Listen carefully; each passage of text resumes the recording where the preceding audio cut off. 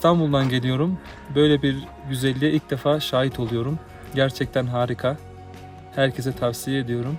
Her şey çok güzel. Hava temiz, olağanüstü bir güzelliğe sahip.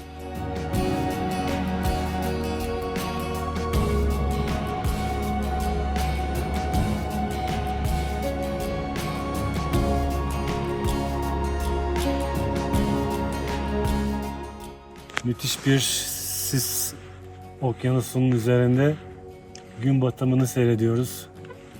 Muhteşem bir görüntü. Herkesin şahit olmasını arzu ederim. Gerçekten İnanılmaz. Kelimelerle ifade edilebilecek bir durum değil yani şu anda.